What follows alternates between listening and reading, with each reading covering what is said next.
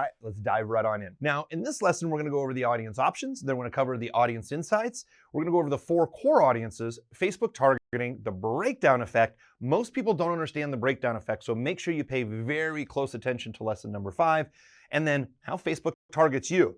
I promise you, there's gonna be a lot of aha moments in lesson number 6. A lot of things are gonna come to light to give you a ton of ideas for targeting, and you're gonna see a little bit behind the curtain too of how Facebook's targeting you. Let's dive right on in. Now, the course objectives: understand the options for audience selection on Facebook and how each works and how to use them. Learn about the core 4.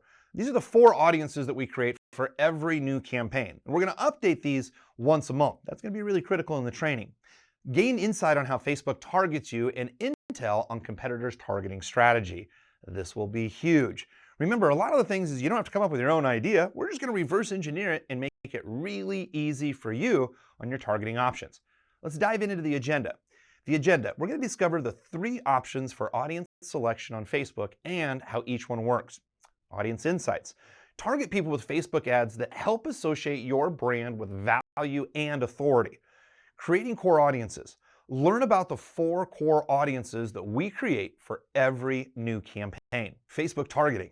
Gain insight on how Facebook targets you and intel on your competitors' targeting strategy. Plus, we'll take a look at the most controversial Facebook targeting strategy and case study ever. All right, you're gonna love this, so watch this lesson very carefully. This is where a lot of the money is actually made, and this is where we're really gonna train the pixel. All right, Facebook audience options. Lesson objectives. By the end of this lesson, you'll have a thorough understanding of each of Facebook's 3 audience options. The other thing is you'll also learn how to utilize each audience option to reach brand new audiences and also audiences that are in market and already familiar with your brand. All right, let's break down these 3 different options. Now, from a 20,000-foot view, core audiences, people with very specific interest. We're gonna train the pixel. We're gonna get back to the basics. Custom audiences. These are gonna be the audiences that we're gonna retarget. This is gonna be our middle of funnel. Lookalike audiences. Now, we're gonna grow lookalike audiences that are lookalikes of people who, depending on whatever our goal is, they could be people who look alike purchases, look alike leads, this could be lookalike video views. Now, I will tell you this, a lot of people understand what lookalike audiences are, but they do have a misunderstanding, and in my opinion, they overuse lookalike audiences, and essentially it comes down to untraining the pixel or polluting the pixel, however way you want to say that. Let's dive right in and really get into this. So core audiences. So core audiences is a targeting option that allows advertisers to reach precise audiences based on 4 main targeting options: location, demographic, interest, and behaviors. There's actually a lot of new targeting options that are coming out that are getting really exciting. But remember, when you're targeting someone, it's just not the pages that they like. See, interest, for example, healthy living.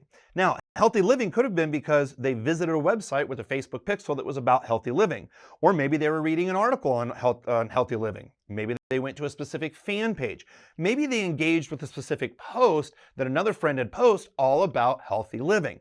So there's all these different ways to target people, but keep in mind, we're not just targeting people who liked a page or have a specific interest. There's a lot that goes into this. So, for example, when people are like, well, I think Facebook's listening to my conversation because I was with some friends, we were talking about something, a subject came up. The thing is Facebook already knows that subject's gonna come up, or it has a probability to come up in that circle of friends because you're typically talking about the same types of things. So this is a way we can really train the pixel, so we wanna get really specific on our interest. Location is an obvious one, demographics, and even behaviors, so when people have taken certain actions. All right, so why do we want to use core audiences? Well, the first thing is we really want to train the pixel. We want to target people based on age, location, hobbies.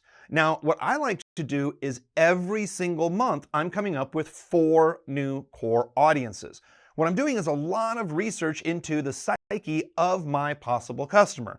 For instance, what magazines may they read? What news stations may they watch? What TV shows may they watch? What conferences may they attend? I'm looking at lots of different interests because every single month, I want to make sure I have 4 new core interests that I'm going to target. Now, if you're local, I like to target people that are at least above 10,000 people. But if you're targeting nationally or even more, I like to have audiences that are over 1 million people. But I want to train the pixel with some very specific targeting. That's why core audiences are critical, and that's why every single month we'll create 4 new core audiences, and we only turn off the audiences if they're not working. But I know that I'm training the pixel because I'm targeting the exact right person that I want to target. Now, what's going to happen is when I target those core audiences, it's going to pour on over kind of like a champagne chandelier. See, what's going to happen is custom audiences are all the different ways that we can retarget people. So when I say custom audiences, just think retargeting. I'm also going to say custom audiences. I want you to think about our digital newspaper. What we're going to do is we go over the Hot 28 section, is we're going to talk about how to take all of these different retargeting audiences, these custom audiences, and we're going to combine them all together to create our digital newspaper. Now, our digital newspaper is really going to help us grow our brand, but we're also going to be able to test inside of that digital newspaper any of our messaging, any of our offers, any of our branding, or any of our, what I like to say in a very loving way, any of our good propaganda. Now, the custom audiences are also going to allow us to exclude people out of our marketing. So our digital newspaper, we want to make sure that the buyers, the leads, the website clicks, the video views, everyone's seeing our digital content, the content. Now, when it comes time to test an offer, we want to make sure that we are excluding leads that have already opted into that offer and buys from that offer. We're going to be able to do that all inside of the custom audiences. Now, the reason we want to use custom audiences is because we're going to target people at very specific steps that they take along the customer journey. Now, in the Hot 28, we're going to go ahead and combine all of our audiences together to make a specific digital newspaper. It's that digital news stream that you can put content in. But when someone clicks bottom of funnel, that means they click on your offer. We want to get really specific on retargeting that person through your offer. So we want to make sure that if they hit the landing page, they're seeing only landing page messages that relate directly to that landing page. Or when they hit a sales page, we want to make sure that messaging is aligned with that sales page. So we're going to set up custom audiences that are very specific inside of our funnel. Now, depending on the life cycle or the buying cycle of your customer, these custom audiences will have different varyings in times. We'll talk more about that in the Hot 28 section. Let's talk about lookalike audiences for a minute. In my professional opinion, a lot of people get really lazy on lookalike audiences because they feel that lookalike audiences are the end-all, cure-all. They're not, especially if you pollute the pixel and you don't train the pixel right. Now, lookalike audiences from a 20,000-foot view. What a lookalike audience is a lookalike audience of essentially someone who has done a specific action. So we can create lookalike audiences from leads, we can create lookalike audiences from sales, from 95% video views, from people who have visited a sales page, from people who have added to a cart. There are all these different ways that we can create lookalike audiences. Well, what a lot of people end up doing is they'll end up coming in and they'll create a lookalike audience. What I suggest is I like creating 1%, 2%, 3%, 4%, 5%. I'll actually create all the way to 10%. So you can see right here in the screenshot, and again, the screen's changed just a little bit, but if I wanted to create a lookalike audience from my lead, I'm going to create a lookalike audience, and I'm going to drag that little button to the bottom all the way to number 10. Now, what that's going to do is that's going to create me 10 different audiences. Now, what's going to happen in these 10 different audiences is essentially this. This audience over here, this may be a 1% lookalike audience. And what this 1% means, it is closely aligned with the lookalike source that you created. So meaning, okay, and I'm just going to make this up. Let's just say that there are 20 different data points that Facebook had figured out. There are 20 different data points that are similar to the people who have become a lead. Facebook's found an audience that has similar interest, lookalike interest. Well, the 2% is going to be not 20 different things that Facebook's picked out, but maybe 15. So as we go to 10 lookalike audiences, 10 right here, the 10th lookalike audience, this one at the very, very end, essentially what's going to happen there is that's going to be a really wide audience. Now, I don't know why, but it's something that we test.